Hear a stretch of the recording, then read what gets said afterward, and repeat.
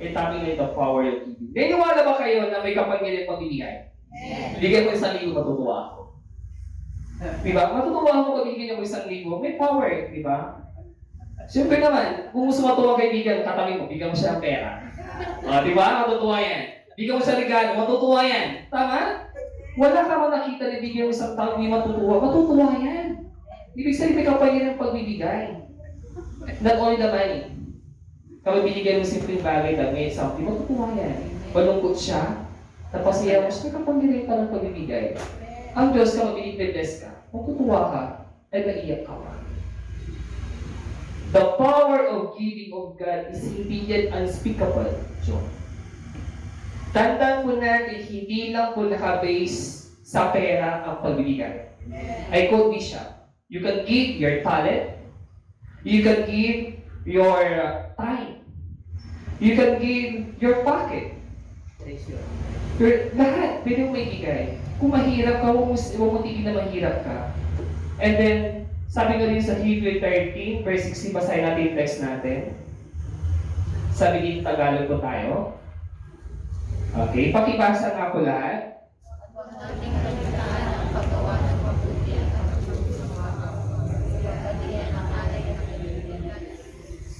Okay, amen. Sabi dyan, huwag nating kaligtaan ang paggawa ng mabuti at pagtulog sa kapwa, sapagkat iyan ang alay na kinalulugdan ng Diyos. Huwag nating kaligtaan. Huwag nating kalimutan na gumawa ng mabuti. Tanong, madali ba ang gumawa ng mabuti sa panahon ngayon? Ang makakasagot po yan ay kayo. Sabi nga sa kanta, kapag gusto, maraming paraan. Kapag ayaw, maraming dahilan. Ang paggawa ng mabuti nakadepende po sa iyo. Sabi nga ni Brother sa yung pinili sa Diyos sa'yo, depende naman sa iyo. Hindi diktador ng Diyos. Gumawa ka ng mabuti, hindi. Nasa iyo yan eh. Pero kapag yung binhi na tinanim sa iyo ng Diyos na gumawa ng kabutihan, madali sa iyo gumawa ng mabuti. Kasi kung makita mo lang yung tao dyan, maawa ka agad eh. Nang punubi, kahit na namulo ko siya, maawa ka agad. Kasi yung binhi tinanim sa Diyos, maawain ka. At pagtulong sa kapwa, sa iyan ang alay na kinalulugdan ng Diyos. Isa pala ito, sa paggawa ng mabuti, pagtulong sa kapwa ay kinalulugdan ng Diyos. Pero pansin po ninyo, what is the difference ng pagtulong ng believer and unbeliever? Diba? Kapag ang pagtulong ng unbeliever na may pananampalataya, yun ang kinalulugdan ng Diyos. Marami sa panahon ngayon tumutulong. Pero bakit hindi sila kinalulugdan ng Diyos? Kasi nga, wala yung faith sa Panginoon. Tandaan natin ang pagtulong pagwala natin sa ating kapwa. Dapat na pananampalataya sa Diyos. Yun ang pinaka-importante na malaman natin. Bakit ako tumutulong? Bakit ganito nangyayari sa akin? May kulang. Dapat isama ko si Lord. Pinamot sa isang next picture. Kung makikita mo isang babae, di ba nagbigay siya ng regalo sa bata? Di ba tutuwa siya lang? Di ba? Kahit simpleng regalo binigay mo, matutuwa yun. Ganyan mo kapangyarihan ng pagbibigay. Tandang puwitin ko sa simpleng bagay ng po binigay natin sa ating anak, sa asawa, sa kaibigan, simpleng bagay lang yan. Matutuwa po yan. Yung smile ng bata, hindi yung matutuwanan at hindi ka makakalimutan ng tao niya. Okay? Ngayon, ang topic natin is the power of giving. The power of giving. Merong promises ang Panginoon sa mga taong nagbibigay. Gusto ko malaman? Okay, next slide. Ito. Promises God makes to those who give. Ibig sabihin, may kapangyarihan ang Diyos. May kapangyarihan ang pagbibigay. Ibig sabihin, may promise ito. Okay. Una, ano yung mga promise ng Diyos? God will make you rich. Gusto bang yumaman? Yes naman. Lahat ng tao gustong yumaman. Bakit iba nag-aaral sa estudyante? Para makahanap ng trabaho, upang kumita ng pera, at para yumaman. Sabi dito sa ikalawang mga taga-Korinto, Kapitulo 9, versikulo 10 hanggang 11. Pasasaganahin na kayo sa lahat ng bagay, upang mas marami ang iyong matulungan. Sa gayon, lalong darami ang magpapasalamat sa Diyos dahil sa iyong tulong na dadalhin namin sa kanila. Yung word na pangsaganain ng Diyos. Diba? Upang mas marami. May word na mas at marami ang iyong matulungan. Kaya, kung gusto nating yumaman, diba, tumulong tayo, i-bless tayo ng Panginoon. It's better to give than to receive. Hindi lang sa panahon ng Christmas, araw-araw din tayo may magbibigay. Sa gayon, lalong darami ang magpapasalamat sa Diyos. Tandaan po natin, yung kayamanan mo, hindi yan kasagaling sa iyo. Blessing ng Panginoon yan. Kaya kapag nagbigay ka, masasabi ng tao, thank you Lord, may blessing.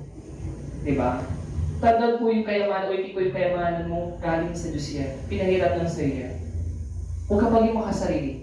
Kung makasarili ka sa iyong kayamanan, hindi mo rin madadala yan eh. Kung mapapansin po ninyo, na-realize ko, halimbawa papel lang to, pati sa 20 pesos lang tao ako. Pasti mo sa isang papel, pwede mo siyang pusutin. Pwede mo siyang ampakan. Pero bakit sa itong papel na itong maraming nagugutom? Wala silang ganito. Maraming nagugutom, maraming namamatay, maraming pinapatay. Pero simple papel lang ito. Realization is, bakit Lord, na-realize ko, bakit hindi mo na bigyan lahat ng tao mga papel ng ganitong pera para hindi sila magutom? Pero God is powerful. Diba? Kung mapapansin po ninyo na lalo sa panahon ng pandemic, maraming nagugutom, maraming namamatay, maraming nalidepress, maraming na-stress. Pero kung may kakayahan kang tumulong sa kanila, kung may power of giving, mapapasin, sa simpleng bagay na ginawa mo, hindi ka nila makakalimutan. At higit sa lahat, magpapasalamat sa Diyos, Lord, ginamit yung taong instrumento para tulungan ako. Did you know that God moves in mysterious way? Gagamit siya ng instrumento para tulungan ka. Halimbawa, hindi ka pa siguro naging asenso. Hindi ko naman siguro pinagmamalaki. Sa aming pamilya, na tinuro sa amin yung giving, unti-unti umasenso ang aming pamumuhay. Nakapagtapos ako, nakapagtapos ang kapatid ko. And then, na-realize ko din pala na the power of giving, hindi kami siguro totally mayaman.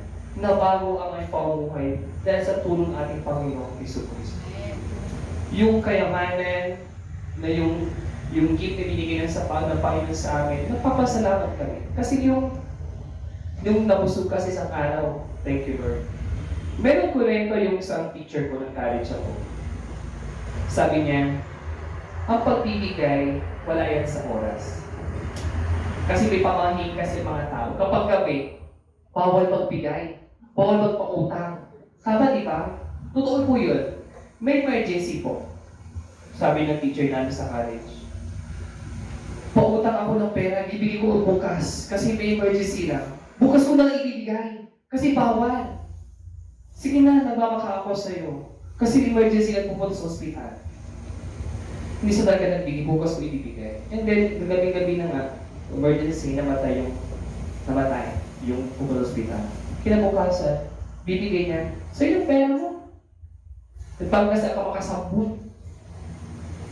Namatay na yung doon hospital. Ano ko yung pera? Wala na eh. Buhay yun eh. Yung pera, kahit siguro sabihin mo na naman kasala ka siguro sa hindi ka nagbigay ng pera, sana naman inisip mo yung buhay. Ano namatay yung namatay yung ano? Sa panahon kasi ngayon, ang pagbibigay, wala dapat sa oras. Kapag nabigay ka, ang Diyos ang tutulong sa'yo.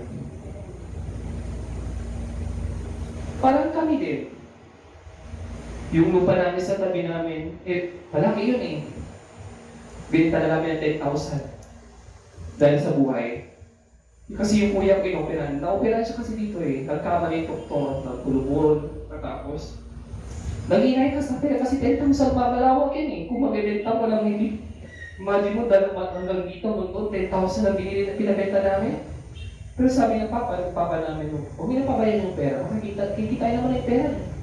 Pero yung buhay hindi. Ngayon, sabi naman dito, by the same topic, God will make you rich.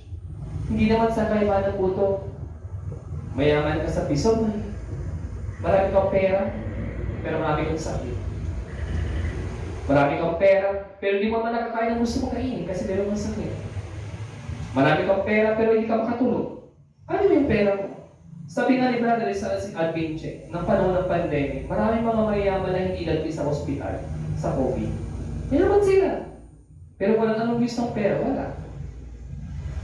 Kaya saan tayo asa? Sa Panginoon. Kasi siya yung sagana mapagbigay. Okay. Number 1 pa lang yan, ha? God will make you rich. Pasaganin niya kayo sa lahat ng bagay. Ibig sabihin kapag sinabing lahat ng aspecto ng pamumuhay, spiritual, physical, lahat ng yan. At mas marami pa kayong matulungan. Kapag binigyan ka ng Diyos, ng blessing, huwag mong sarilingin. Tumulong ka rin. Kasi kapag sinarili mo yung blessing na yun, baka hindi ka nabigyan ng Lord. Ito mo kasarili.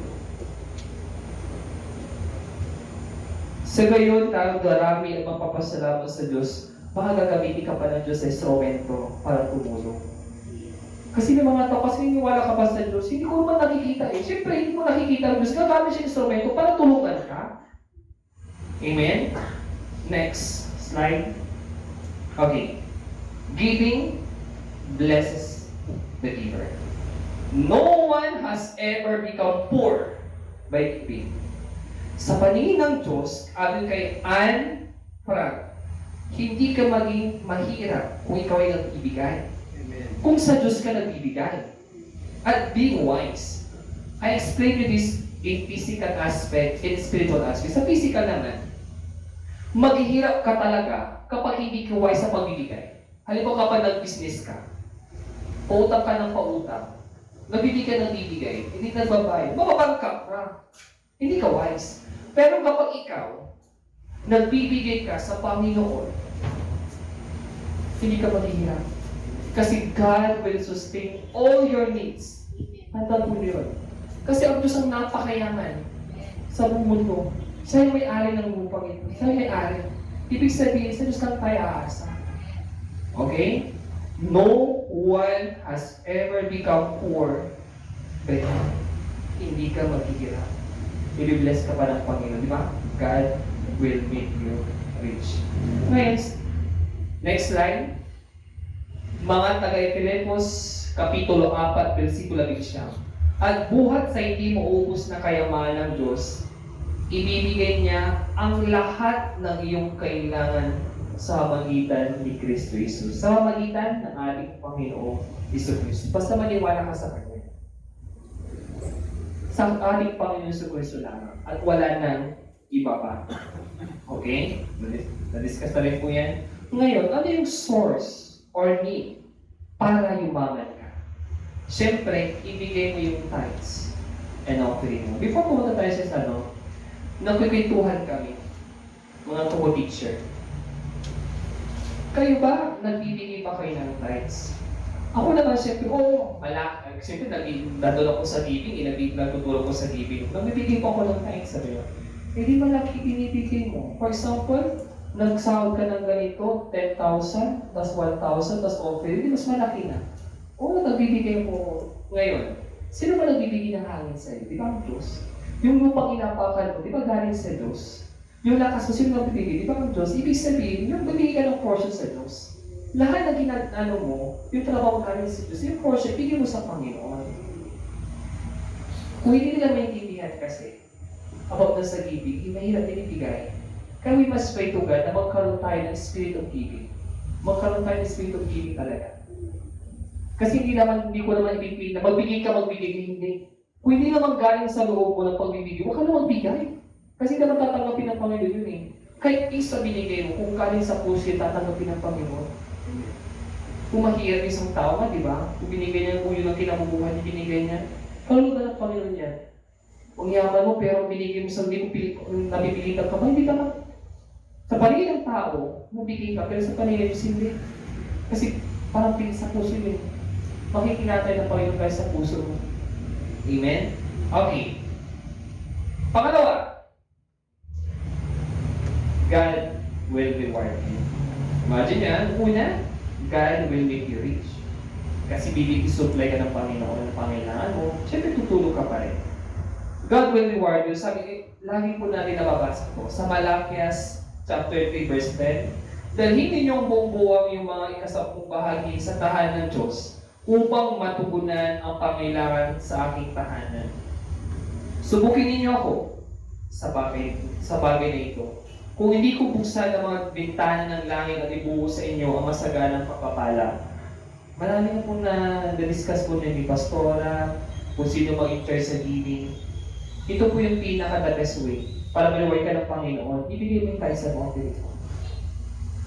Hindi ko na siguro i-expound po ito kasi na-explain na lang po ito. Ang sasabihin lang po ito, next slide. Ito na lang po. It is an investment in God's kingdom. Nag-invest ka para sa Panginoon kapag nagbibigay ka. Sa panahon ngayon, maraming scam. Yes, nag-invest sila ng akala, nagbigay sila ng 500,000, tutubo sila ng 50,000, 100,000, di ba? Maraming na-report, di ba? Pero kapag nag-invest ka sa Panginoon, hindi ka may scam. 101% babalik sa yan. Hindi man siguro babalik agad, pero sa langit alam ng Diyos yan. Sabi nga dito, Proverbs 19 verse 17, whoever is generous to the poor leads to the Lord and He will repay him for his deed. Imagine mo, babayaran ka pala ng Diyos, no? Sa ginawa mo yan. Imagine ninyo kung lalawa ka lang ating pag-unawa, ang Diyos na nagbigay ng buhay sa'yo, nagbigay ng trabaho, nagbigay ng mga pangailangan mo, bibigay ka pa niya ng repay, babayaran ka pa ng Diyos. Repay him for his deed. Marunong tumanaw ng utang na loob ang Diyos.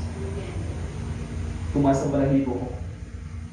Ibig sabihin, kung marunong tumanaw ng utang ng loob sa ang Diyos mismo na nagbigay ng buhay mo, nagbigay ng blessing sa'yo, dapat tayo din. Marunong din tayo tumanaw ng utang na loob sa Diyos. Pinabigay ng trabaho mo nga lang blessing na yun. Sa panahon kasi pandemic ngayon, maraming walang trabaho. Yung pagkain na kinakain mo araw-araw, blessing na yun ang binigay mo.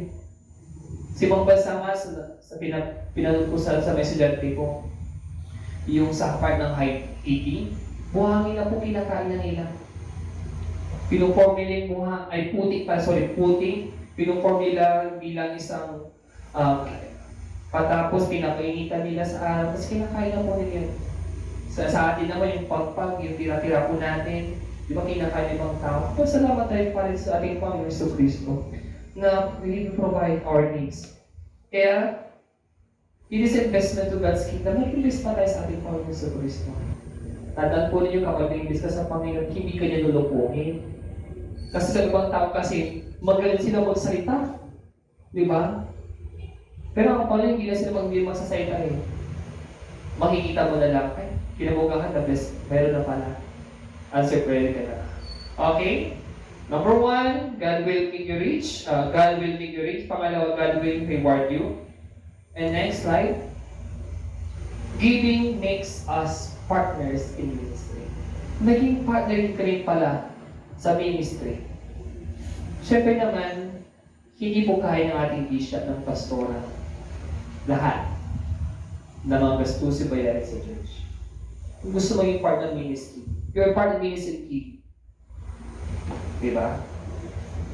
Ngayon, kung part ka ng ministry dito, giving makes us part of the ministry partners. Ngayon, ito siguro siguro kung hindi man ako siguro magaling magsalita, hindi man ako siguro mas magaling sumayaw something maging partner ka sa part of giving. Makakatulong ka siyempre sa pag-hire nila, makakatulong ka sa ating Panginoon sa Kristo at sa mga ginagamit ng Diyos. Okay? Okay, number 3 na po tayo. God will surprise you. Susurpresahin ka ng Panginoon sa pagbili. Pilipos Kapitulo 4, versikulo 27, hindi sa hangat kong laging tumanggap ng mga kaloob. kundi ang nais ko ay makatanggap kayo ng masaganang gantimpala. Imagine nyo pala, kundi nais ko makatanggap kayo ng masaganang gantimpala. Ano po tayo mahinawa na magbigay? Kasi sabi dito, nais ko na makatanggap kayo ng masaganang gantimpala. Ito, kapag ang Diyos ang nagbigay ng pagpapala, tiyak na ito ay makabuti sa atin. Tanda po natin yun. Hindi ko po, kapag ang Diyos ang nagbigay ng pagpapala sa atin, tiyak na ito ay nakakabuti sa atin. Hindi ito nakakasama. Kasi ang Diyos ang nagbigay, mahal ka niya. Yung word na mahal ka niya, yung alagaan ka niya, yung protection, ang Diyos yan eh. Nandiyo sa sinasamba mo, nandiyo sa pinupuri mo, at ang Diyos ang bigay ng buhay mo. Okay? Yun lang po yung tatlo. Okay? Ngayon, na-discuss natin yung mga promises. Ngayon naman, paano naman ako magbibigay? How should we give? Okay? Number 1, na-discuss natin ni Padre Rizal kanina, we should give cheerfully. Ikalawa, mga taga-Korinto, Kapitulo 7, versikulo 7. Ang bawat isa ay dapat magbigay ayon sa sariling pasya. Maluwag sa loob, hindi na pipilitan lamang, sapagkat iniibig ng Diyos ang kusang nagbibigay ng may kagalakan. Okay. Maluwag sa loob, hindi na pipilitan. Discuss ko ito kanina din sa inyo. Sa pag-iniibig ng Diyos ang kusang nagbibigay ng may kagalakan. Kapag nagbibigay tayo, di ba? Halimbawa na lang, kapag nagpapangutang tayo, may kagalakan ba? Halimbawa na, kapag nagpapangutang tayo, may kagalakan ba? O nabibigatan pa? Kasi dalawa kasi klase ng papangutang eh. May yung nagagalak at may hindi nagagalak. Nabibigatan pala. O napipilitan. Mahirap kasi napipilitan, yung talagang sige na nga. Sige na nga. Kasi may time kasi na talagang pagpuntahin ko ba? Hindi naman ito mabayad eh. Pero dahil Kristyano, sige na nga. Ibigay ko na lang. Kung hindi niya ibigay ko na lang, offerin ko na lang sa kanya. Sabi nga ni Pastor last week, ito yung ano na eh. Kung hindi siya marunong magbayad ng utang, sabi mo na lang para hindi ka mabigitan, offering na lang. Kasi sabi nga dito, cheerful giving eh. Mahirap din kasi minsan. Kasi kapag bigay ka ng bigay, baka busuhin ka din. Sabi nga, be wise. Sabi nga ni Bishop na halimbawa na lang papayo mo sa kuryente. Sabi mo utang. Siyempre bilhin mo, hindi mo ibibigay. Bigyan mo na lang offering. Diba? Kasi baka matulad ka eh. Diba? Kaya nga, cheerful giving, may word na be wise. Okay, pangalawa na po tayo. We should give from a spirit of love. Ito na. Kapag nabibigay, dapat may pagmamahal. Medyo mahirap din ito eh. Kung ipamigay ko man ang lahat ng aking mga ari-arian, iari ang aking katawan upang sunugin, ngunit wala naman akong pag-ibig, wala rin akong mapapala. Minsan na try mo magbibigay na nakismile ka o parang mahirap hugutin. Na-try ko lang po ito. Paluto ko lang po. Sa part ng Binali kasi, teacher ko doon sa Dupo. Wala na akong pera, wala akong pamasahe. Pero nagbigay ako, yung giving po, binigay ko yung 100. Sabi ko, wala na akong pamasahe. And pagdaan ko, paglakad na ako titignan ko na sa MRC. Alam po ninyo, nakapull ako ng 100. Tumingin ako sa kabila, tingnan ko sa kabila, wala namang tao, pero yung 100 na bago. Ibig sabihin yung binigay ko, napalitan. Imagine mo, tinignan ko, may 100, may pamasahe na pupunta tayo sa grupo sa Binmari. Imagine mo, bago pa yun at hindi pa nalukot. Imagine mo, kung titignan mo sa kabila, baka kunin mo, baka makakasala ka pa. Pero God will provide. Imagine nyo? Okay, we should give from a spirit of love. Kasi minsan ngayon kapag sa pagbibigay, walang love minsan eh. Kaki ko na sabi minsan, paputangin kita pero may interest. Kasi may konting love yun, kasi binigay mo nga, pero may konting interest naman kasi din. Di ba? Hindi po natin iwasan po eh. Sa amin kasi ngayon eh. Grabe. Kahit sarili mong, ayaw na sabihin. May interest minsan. Okay, we should keep our spirit of love. Kapag nagbibigay po tayo, may pagmamahal. Diba? Yung hindi po natin napipilitan. Okay, number 3 na po tayo. Para bilis po tayo. We should give from the top, not from our leftovers. May mga tao kasi kapag nagbibigay, malapit na pa ibibigay sa'yo. May ganun eh. Yung malapit na mabulok pa ibibigay sa'yo, hindi ganun ang pagbibigay. Yung parang wala na eh. Sabi na dito, parang alam mo siya, mga Kawikang Kapitulo 3, versikulo siya. Parang alam mo si Yahweh sa magitan niyong kayamanan, at mula sa iyong pinakamainam na ani, siya iyo rin handugan.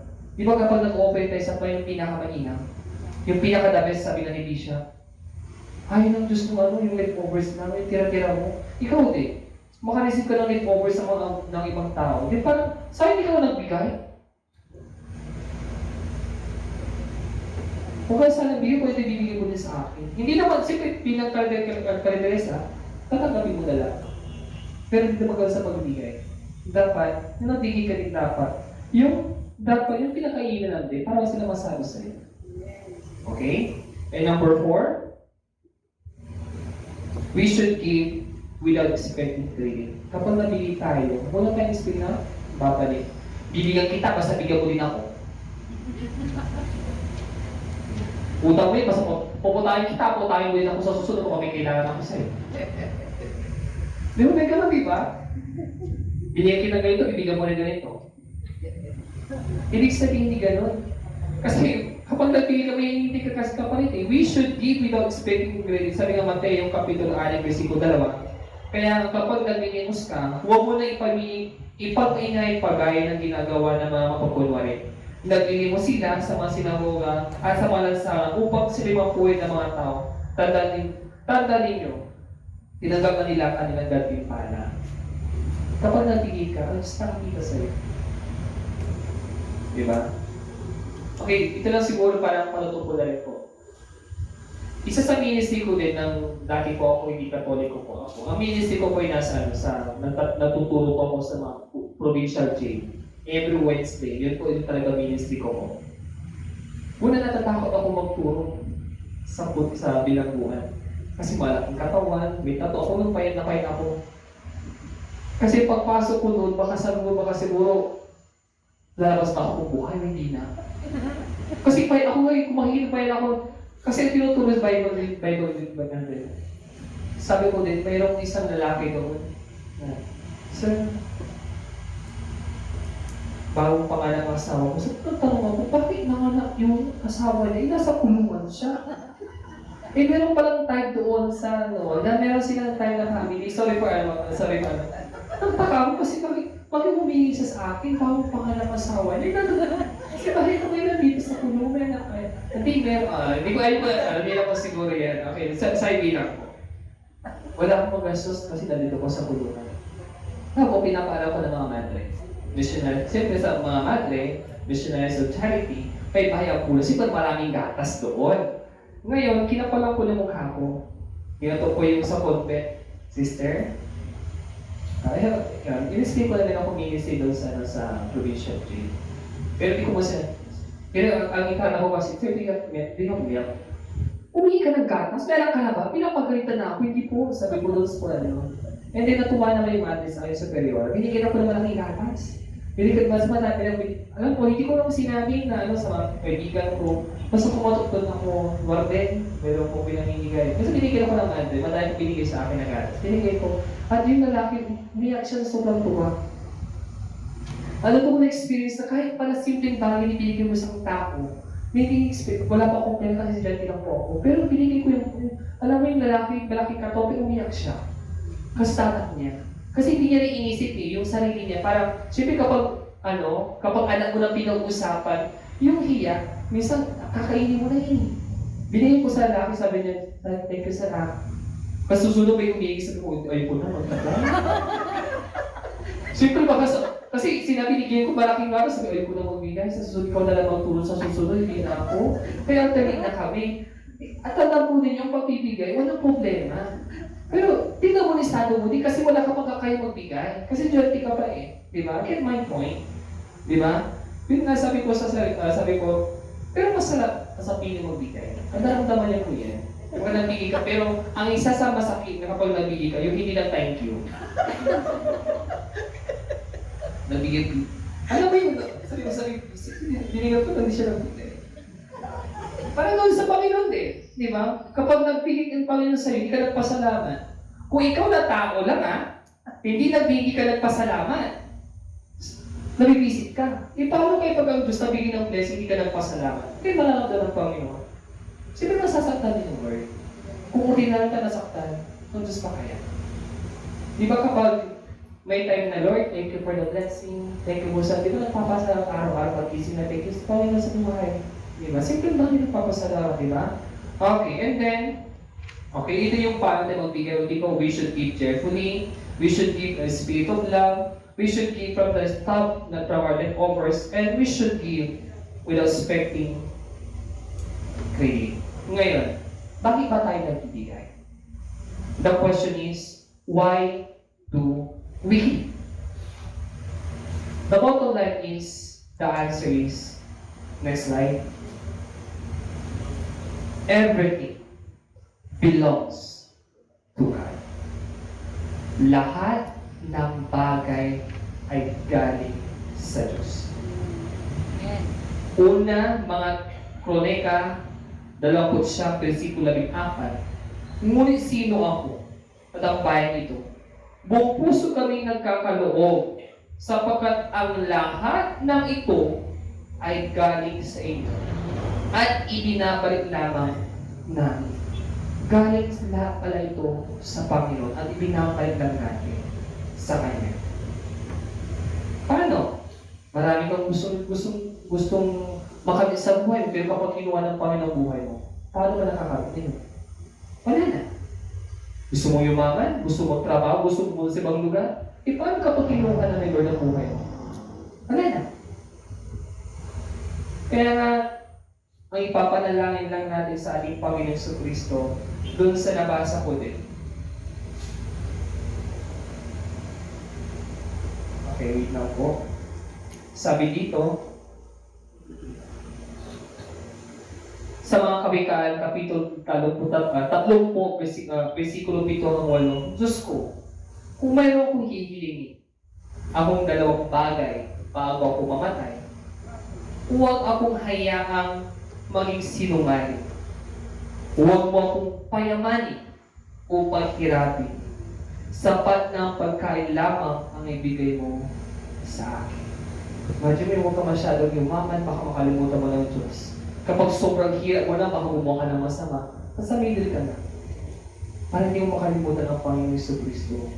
Okay? Sa Diyos lahat po galing po yan. Okay? Ngunit sino ako at ang bayan ito? Kung puso kami nagkakaroon sapagkat ang lahat ng ito ay galing sa iyo at ibinabalik lamang namin. Sa Diyos yan eh. Huwag mo tayo magmayabang sa Panginoon, yung talino mo. Mas matalino ang Diyos. Mayaman ka, mas mayaman ang Diyos. Marami kang mga bagay, mansion, mamamatay ka din. Paano mo yan?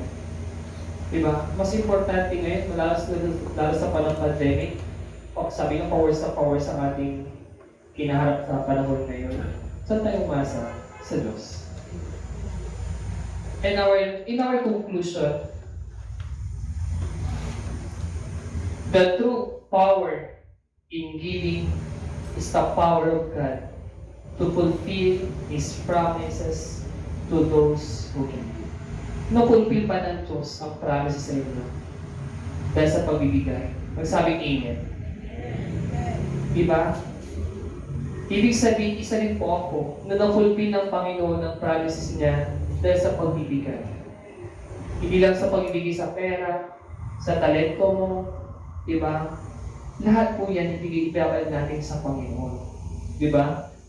God is the true power in giving is the power of God to fulfill His promises to those who give. Na-fulfill naman lahat eh. Minsan nga, sobra pa nga eh. Minsan nga, unspeakable joy yung binibigay ng Diyos ng blessing sa'yo. Yung blessing na yan na hindi mapapayaran ng pera.